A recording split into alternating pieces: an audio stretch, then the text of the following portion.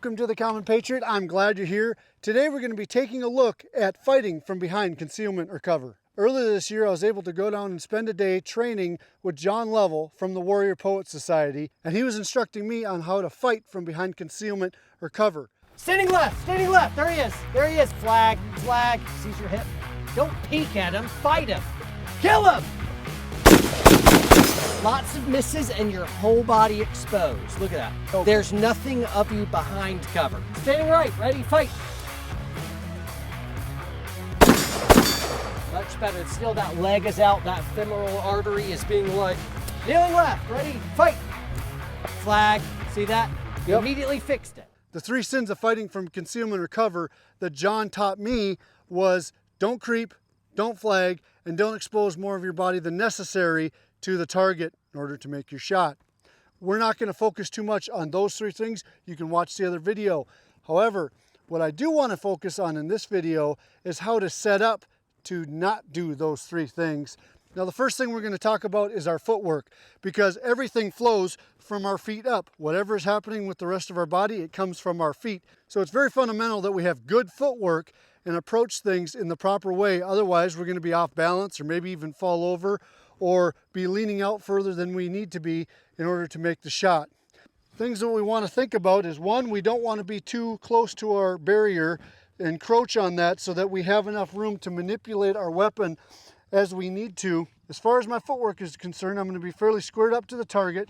I'm going to bring the gun up, and then I'm just going to take a slight step out and shoot around the barrier. Whether you're shooting from a standing or kneeling position, the fundamentals are basically the same. You're going to get in that position where you kind of are squared up to the target and then slightly step out to make your shot. If you switch sides from right to left, your footwork obviously follows the same pattern with that outside foot extending out and making your step. So we've actually talked about two things. One, don't encroach your barrier too close, otherwise it's going to be hard to manipulate your firearm well to stay concealed.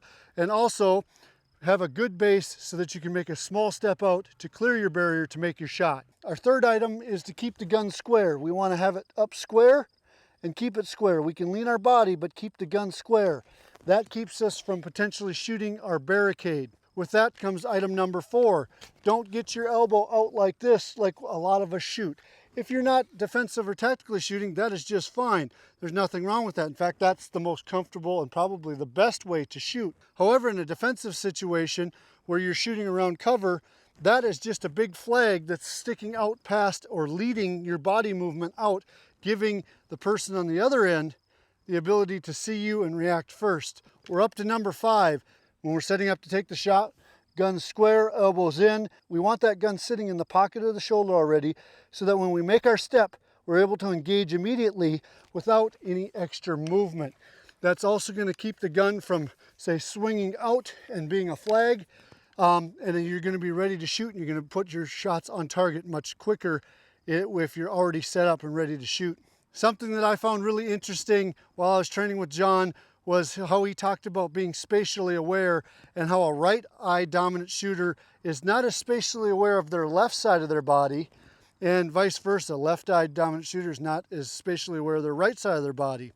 I definitely found that to be the case, and so that's something to think about. With all the shooting that I've done, especially with shotgunning where eye dominance and you're leading birds and both eyes open is such a huge component of a lot of what I do, I had never thought about that. But when I started thinking about it, I was like, well, you know, 9 out of 10 times when I run into something unintentionally, it's on the left side of my body. So that's something that we want to think about when we're setting up on our offhand side, is that we are not as spatially aware, and so we're going to tend to want to creep out where we're visible before we actually think we're visible. So just a concept to keep in mind. The last concept that I want to bring up is that we want to hold our position once we've made our shots. As John says, you're training cowardice as you shoot and jump behind. Also, you can't assess the battlefield.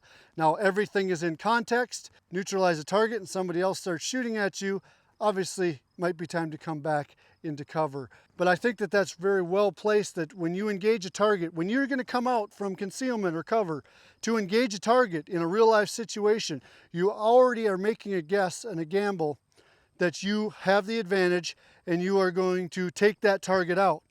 So why would you come back to the place that you no longer have the advantage? When we set up and we're going around our barrier, we go out, we take our shots, and we hold that position until we get another position to go. Or we assess that the situation warrants that we move back undercover or move to a different location.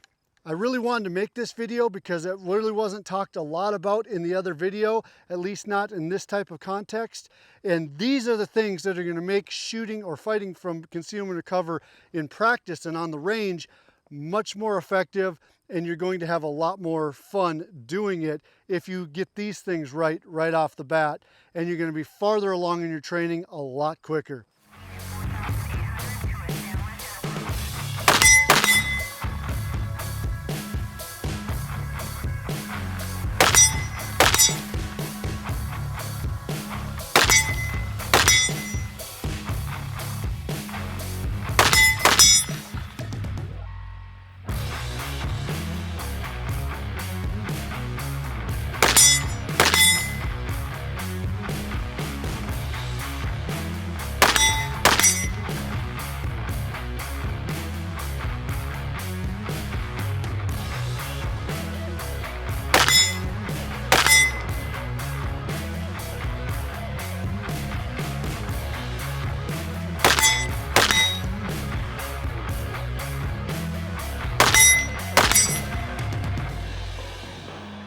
I appreciate you all watching the channel and sticking with me to this part of the video.